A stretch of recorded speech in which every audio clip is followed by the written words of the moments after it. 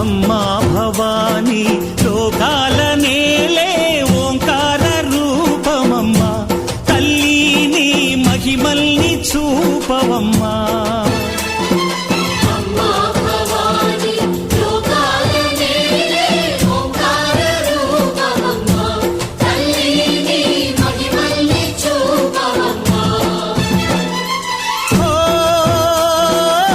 సృష్టికే దీపమా, శక్తికే మూలమా, సింహరథమే నీదమ్మా.